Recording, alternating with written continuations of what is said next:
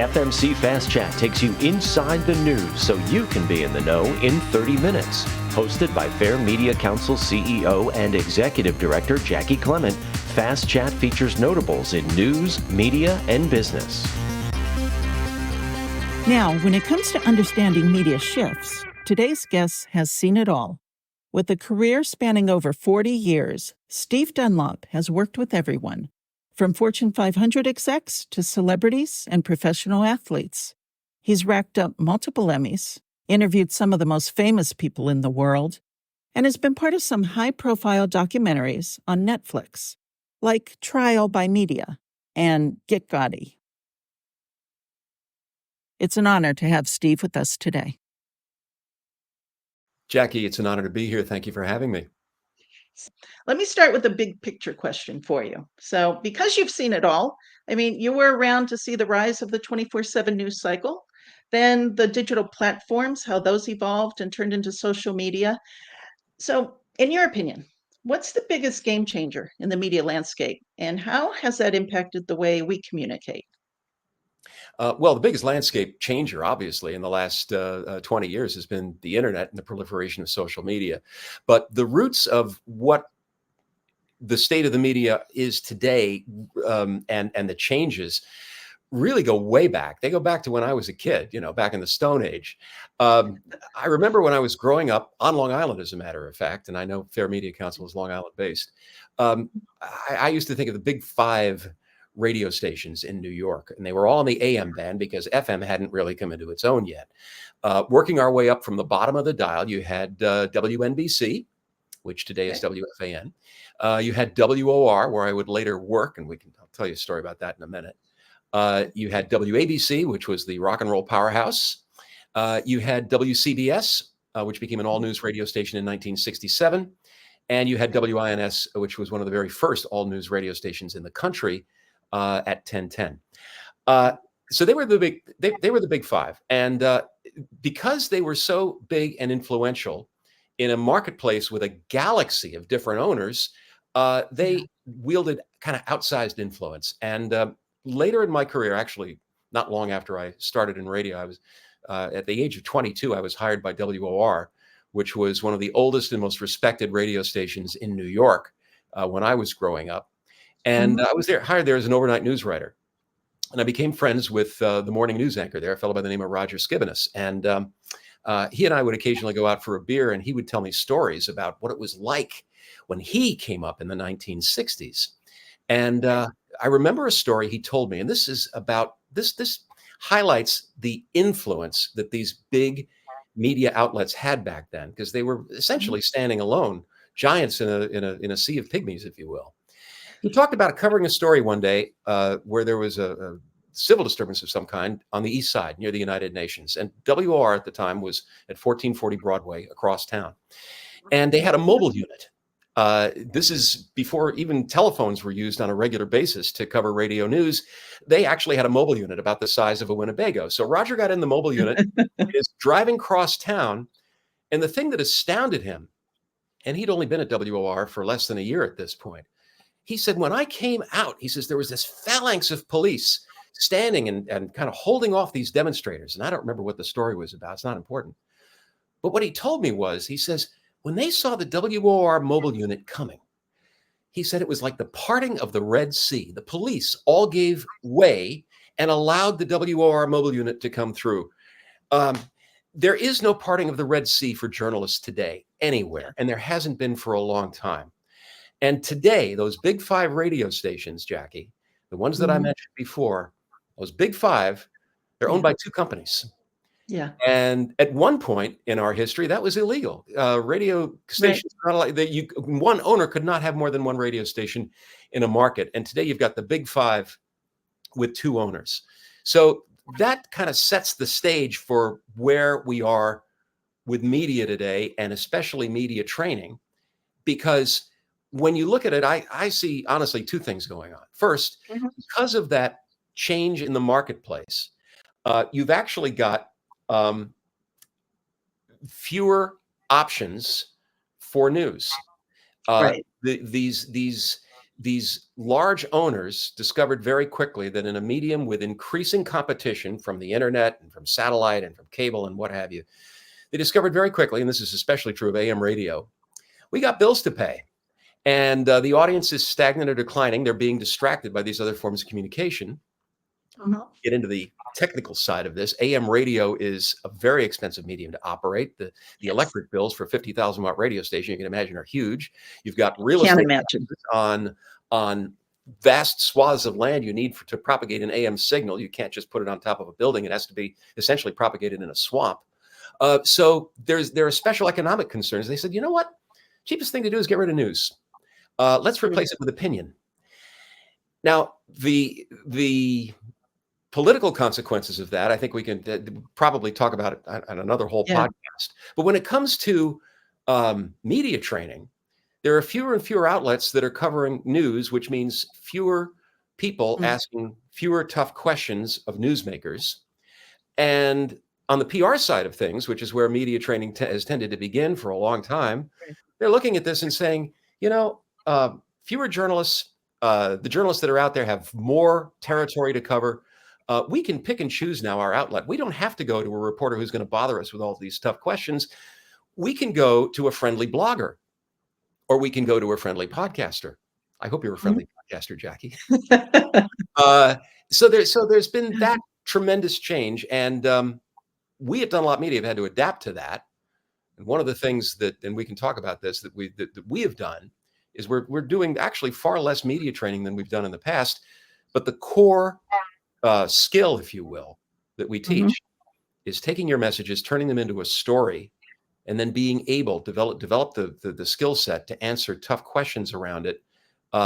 That's a skill that is in high demand in business, and it's only going to be in higher demand as the years go on. Okay, that actually makes sense with the way things are trending. Now, I'm wondering though, listening to you speak, talking about how there are fewer and fewer journalists out there asking the tough questions and really being inquisitive as to what's going on. Take that scenario and marry it up with the cancel culture that we've been living in the past, 5 years or so, decade, however you want to slice that. How does that impact the people that are actually willing to go on camera and talk about things? I think fewer and fewer of them actually want to get involved in that. And that's created something of a boon for public relations people behind whom you can hide, quite frankly. When it comes to sticking your neck out in this environment, it becomes very difficult. It takes some courage. The flip side of that, I believe, is that people who do master the ability to tangle, to spar with their adversaries in a respectful way, can do very, very well. And we've seen a lot of those people. But the majority of people, I would say, who used to talk to media on a regular basis, frankly, want to keep their head down in this environment. You really can't blame them. Yeah, because it doesn't seem like there's a lot of respect going on out there in the public domain right now, in the public conversation. So to my mind, what I'm seeing is it's not the true leaders that are in the seat and taking part of the media interview. Because I think they're sitting out of the conversation because they don't want to be part of whatever the blowback may be. Yeah, exactly. But and the messages that sometimes come out of the people who do stick their necks out are kind of anodyne. They're mediocre, a little bit in the middle, because they're afraid of the blowback on either side. My philosophy when it comes to that is, listen, sticks and stones will break my bones.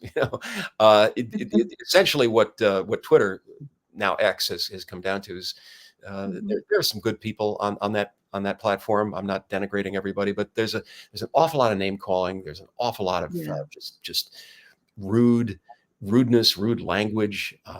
We used to have a solid rule in radio when I was coming up: never cuss in front of an open microphone.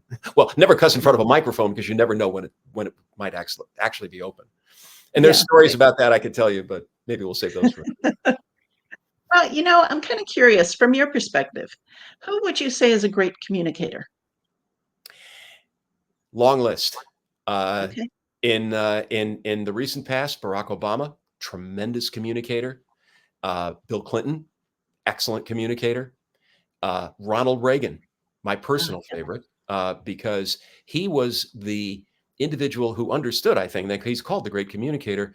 I think he earned that nickname because he was probably the first president to really think through a media strategy. If you think back today, and those of us who were alive, and I was reporting during the Reagan administration, we still tend to remember the Reagan administration for a handful of things that they deliberately wanted us to stand for. Small government, lower taxes, strong defense. That was the tripod on which his administration was built. And of course, there's a long list of things that followed from that. But I don't think it's an accident that Michael Deaver, who was one of his senior advisors, later went to work for Edelman, which is one of the top public relations firms in the world. So there's that kind of interplay there. But in terms of communicators, those are my big three. All right. And what, if you were to break it down, though, what were the key elements that made them so good? First of all, they all understood the art of working with the camera. If you go back to the 1950s, Walter Cronkite was probably the first person to nail this. And this is actually not a story that's well known, but I believe it was in the biography that, if I'm not mistaken, Douglas Brinkley wrote on Cronkite. Doug's been a podcast of ours several times. He's an old friend. Okay, so he may be able to tell you the story, and I think I'm getting this right, that when the television medium first started broadcasting political conventions in 1948, it was kind of a hodgepodge. There was a lot of mix-up going on. No one had ever attempted this before. And Cronkite came in 1952, and he realized very quickly that television was all about the eyes. And that is, he actually, again, I'll defer to Brinkley on this, but as I recall his book, he talked about Cronkite actually getting some politicians together who were going to be giving these speeches at the convention, not for any purpose of bending their message, far from it, but he wanted to remind them of what was now in the room. This camera was now in the room, and it was watching your every move. And the television was all about the eyes. Okay. So Obama, great eye contact with the camera. Clinton, great eye contact with the camera. But there's a difference between that and staring the camera down. So they were also very at ease with kind of splitting their time between looking at the camera and looking around the room. So they're engaging their audience as well as looking into the camera. Reagan, of course, it was a natural thing for him because he was an actor originally. Yeah, right. How about in terms of business leaders? Anyone come to mind as a great communicator? It's not going to be a surprise to anybody who's been through some of our workshops that I'm a big fan of the late Steve Jobs. Okay. And not just because he was a good physical presenter, which he was, but he was also so adept at telling stories. Steve Jobs once said that the most powerful person in the world is the storyteller. And there are reasons for that I'm not even sure Jobs understood at a granular level in his lifetime. But the reason that storytelling is so powerful in media is because storytelling is far older than messages. And this is something we talk about all the time with our clients. Your public relations people may prepare you with a set of messages, right? And the set of messages are usually quite self-serving. Here's who we are. Here's what we do. Here's why we're important. Here's the competitive landscape, and here's how we fit. And all those things are okay, as far as they go, but they don't reach to the deeper level that people feel the need to satisfy in this day and age, because messages alone do not tell stories. Stories go back further than messages. Think about advertising, for instance. Advertising is messages. How old is the advertising field? Maybe a few hundred years old, depending on how you're counting. Stories, on the other hand, reach a far more primitive part of the brain because they go back thousands of years, maybe tens of thousands of years. There's widespread evidence that the ability to tell stories goes back even further than the development of written language, because things were handed down from generation to generation by our ancient ancestors long before they were written down. So there are DNA receptors, if you will, and maybe they've been Right. discovered, maybe they haven't. We are storytelling animals, and so the more you can adjust or refine what you want to say in public into the form of a story, the better off you're going to be. Okay. That makes perfect sense, especially in a landscape that's always harping about the need to be authentic, right? We hear that constantly. Yeah. But here's my question, because I know lots of people who go on news programs and are interviewed, and they come back and they keep telling me the same thing, which is the show's host, whether it's a journalist or a talk show host, and there's a difference between those two, they wouldn't let them talk. They keep interrupting to drive home their own point. How do you feel about this? Yeah, yeah, yeah. Well, those people aren't journalists. They're performers. They're performers. They're grandstanders. In fact, I was actually asked about, it was during COVID. I forget exactly um, when. It was sometime in 2020. I got a call from one of our clients who says, one of our clients, because this was a PR firm, is really exercised about something that this talk show host said about him. And it's one of these talk shows. I won't name which one, and I won't name the personality. One of the talk show hosts who masquerades as journalist, but is really just a performer. And they said, he was criticizing me, and I want to go on, and I want to take him apart, and I want you to help me do it. And we turned the client down because we said that there's no way to win that game going live with this individual. They won't let you talk. Right. So one of the prerequisites for one of the things we advise the PR firms we work with is find organizations that are willing to work with you, that will let your spokesperson, your client, get a few words in, whether edgewise or otherwise. But if you're basically going to be on there to be a punching bag, what's the point of that?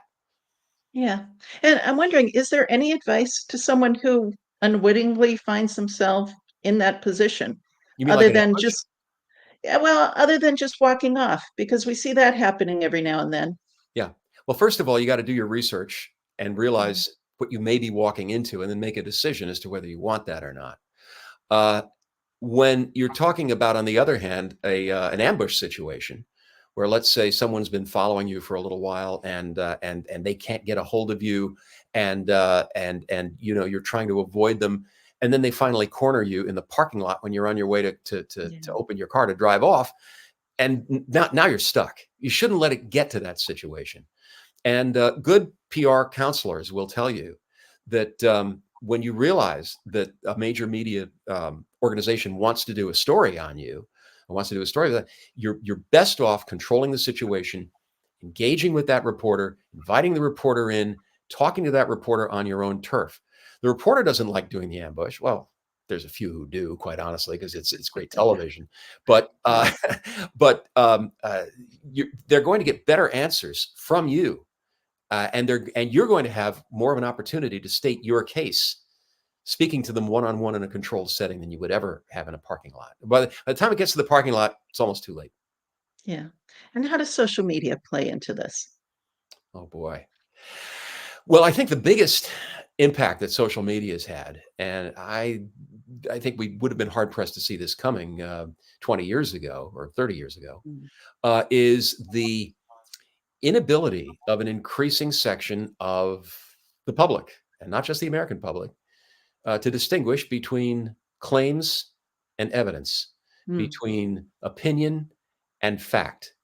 Yeah. And this is where the decline of the news industry kind of dovetails in, Jackie, because if Mhm. you have fewer and fewer sources that are unimpeachable in terms of their integrity, in terms of their authority, in terms of their accuracy, and a track record of doing all those things, that vacuum, nature abhors a vacuum, right? That vacuum is going to be filled by stuff that is easy to fill with. And it's far easier for someone to pontificate on subject A, B, or C than it is to go and do the research and find out exactly what the real deal is with A, B, and C. Yeah.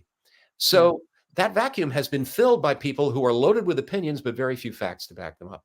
And you probably remember the old saying that the late senator from New York, Daniel Patrick Moynihan, was famous for coining, everyone's entitled to their own opinion, but you're not entitled to your own facts.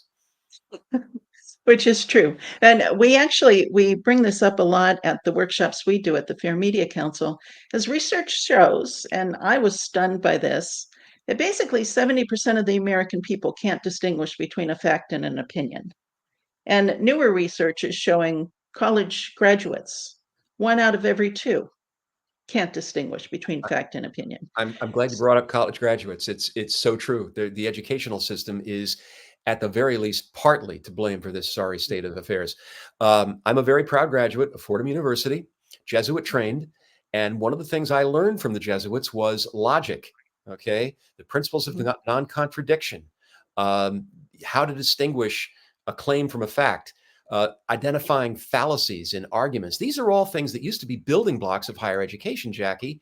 And I don't know why that disappeared, but we've all suffered for it. Oh, we definitely have. And add to that, now everyone is their own media outlet. So they can be heard no matter what they're saying. And we also don't teach, the ramifications of the First Amendment. Everyone thinks we're free to say whatever we want to say whenever we want to say it. But we know that's not true. But we don't pay attention to that part of the equation. You and I are both old enough to remember the old saying that free speech doesn't mean you have the right to yell fire in a crowded theater. Right. And so much of what's going on today essentially amounts to that. And it's a sad state of affairs. I am a strong advocate of the First Amendment. I'm on the board of the Deadline Club, which is, as you know, the New York City chapter of the Society of Professional Journalists. We are one of the leading defenders of free speech for journalists and for others in the country. But by the same token, we have a code of ethics that SPJ developed back in the 1920s, if I'm not mistaken. And it's been revised a number of times to kind of keep pace with the way the media landscape has changed. But there are principles embedded there that is my personal belief. It should not just apply to journalists. This is a voluntary code. I should stress that it's voluntary.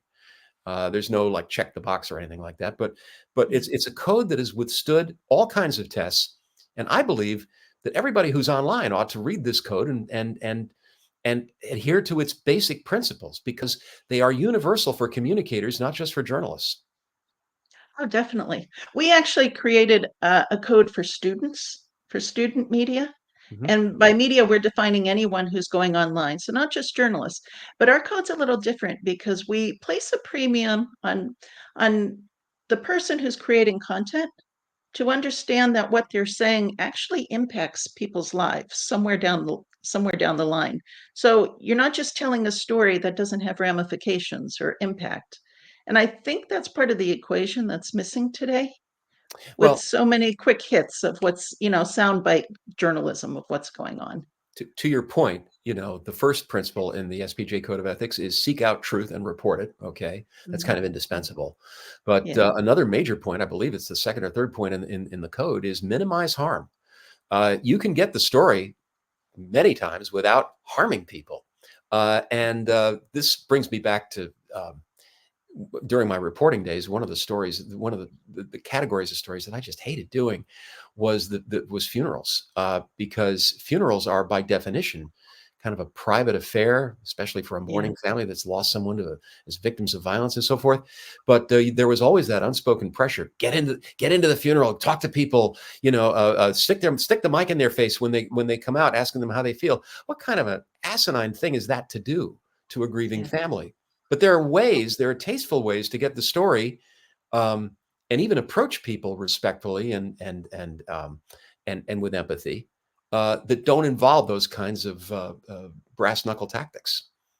Yeah, and I think that's also one of the things that's missing in today's media landscape. Now, correct me if you see this differently, but it just seems like everything is pushing for either something is good or something is bad, and there's no nuance or gray area.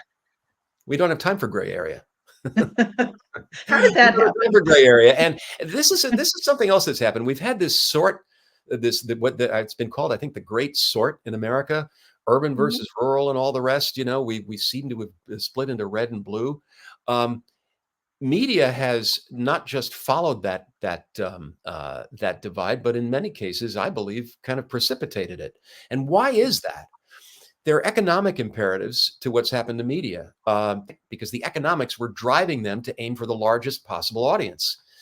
But when technology came along and said, you know what, you don't necessarily need a 50,000 watt clear channel AM radio station to get your message out and attract a large audience, you can bifurcate. You can trifurcate, if that's a word. You can split this out. You can find niches because technology now allows you to do that. You and I, think of the technology that would have been required 50 years ago for you and I to be sitting in these little makeshift TV studios we have.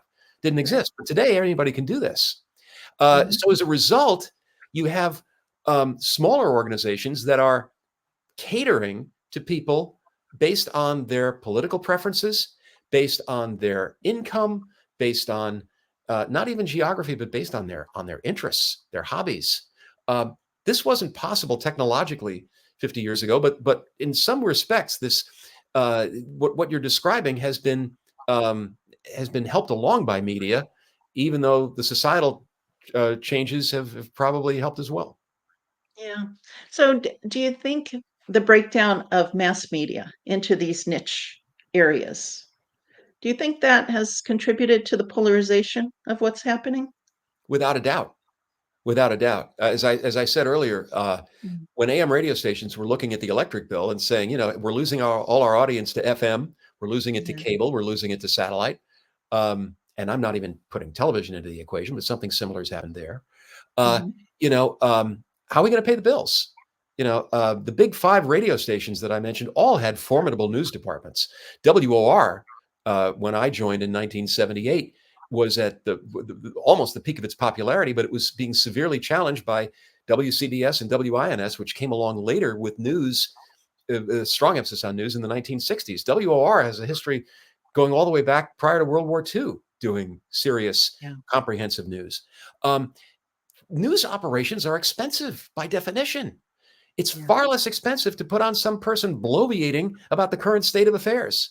And that Right. that to me is where the disconnect came in between people being able to say, hey, you know what, I heard that on the news, and they said such and such, versus, you know what, I heard Rush Limbaugh today and he was saying something and he's right.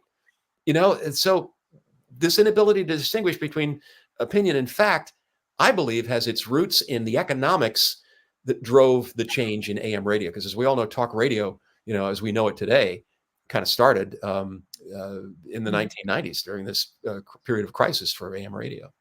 Yeah. And let's go inside the news ecosystem for a second, because I don't think the public really understands how it's important that you have strong local radio news and how that plays out into the larger picture. Oh Is boy.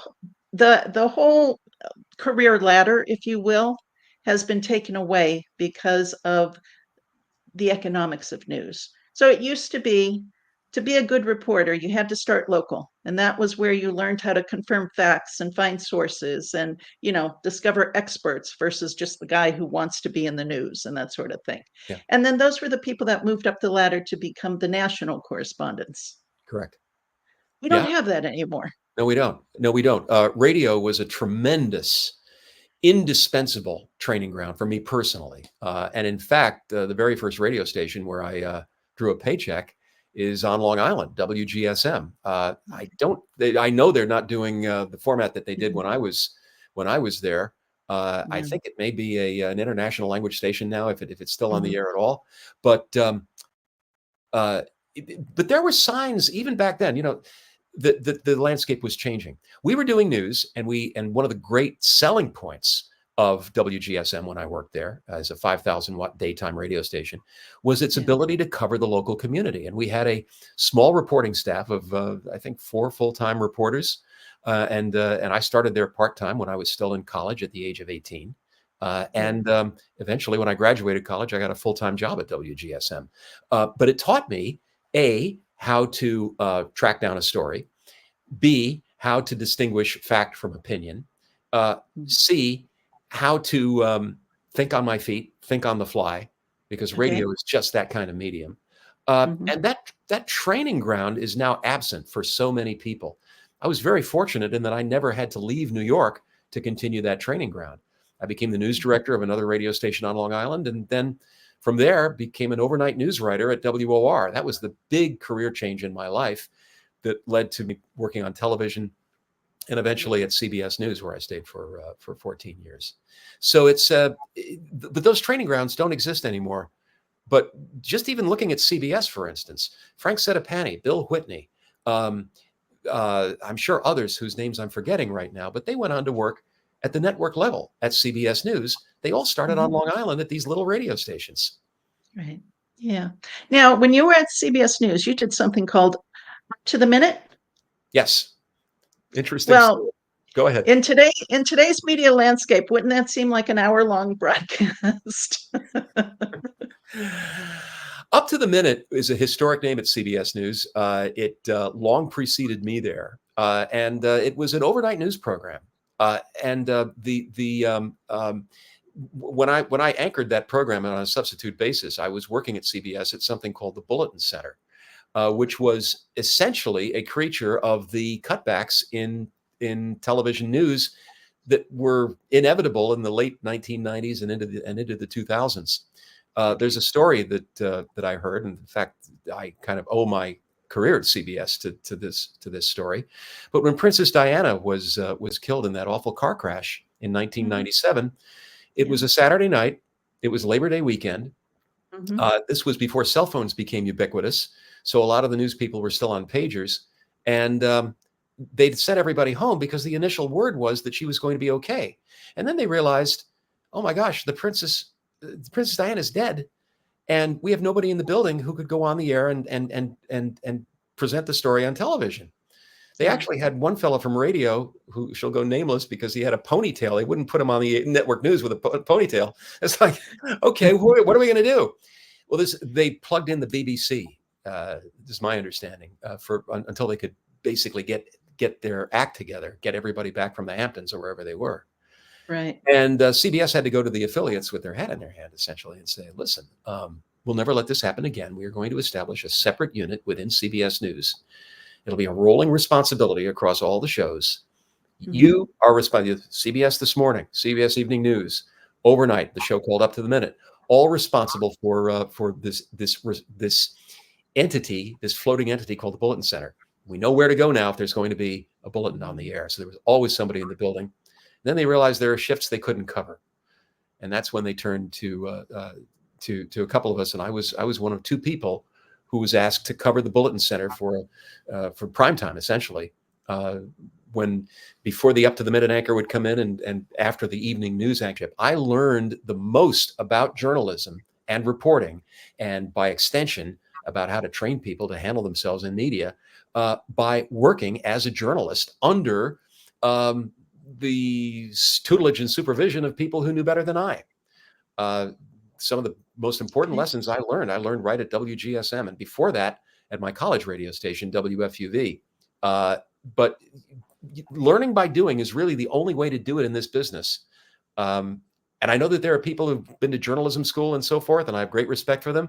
But journalism Mhm. school is not the be all and end all of learning how to be a journalist. It requires a serious investment of time, and having been in situations, multiple situations, where people are pushing back against you and holding their hand up to cover the camera lens, and knowing how to kind of work around situations like that. Those are the people you want preparing you for the really tough encounters. Um, but the corollary to that is that even people who would never think about needing to appear in any kind of news media whatsoever Yeah. derive tremendous benefit from learning how to A, think on their feet, B, turn their messages into a story, and C, learn how to handle tough questions. It's not just the reporter who asks tough questions, Jackie. It could be your investors. It could be Mhm. your peers on a panel discussion.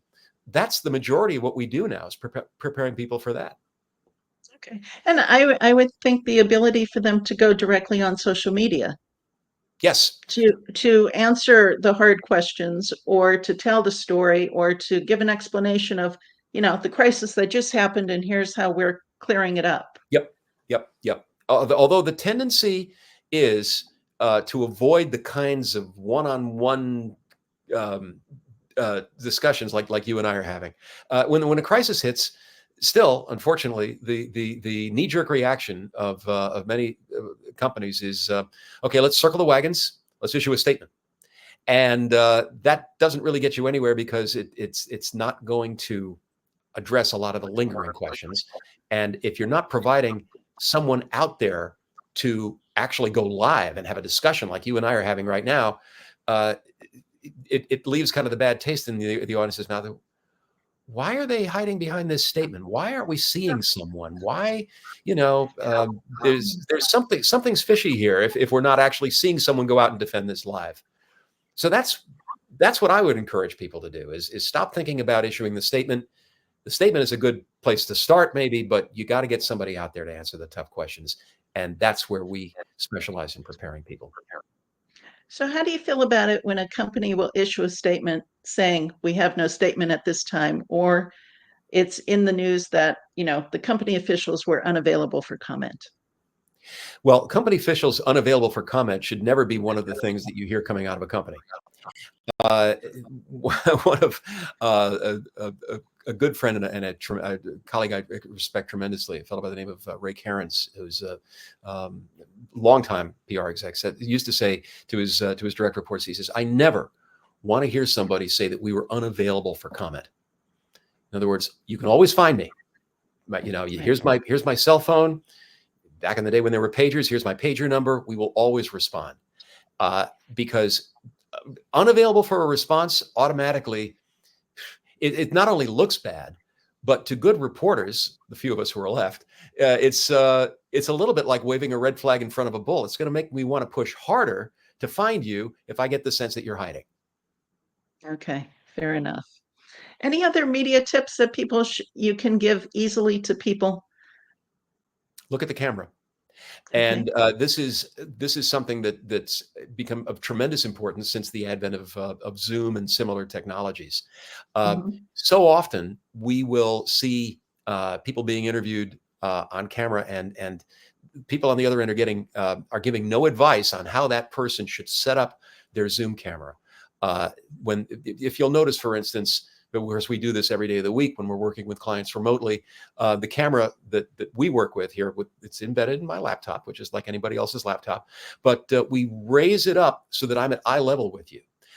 So many times people will just open up their laptop and they'll be positioned so they're almost like they're looking down at you, right? Yeah. And it's a very disconcerting and unprofessional look for the vast majority of people who do that.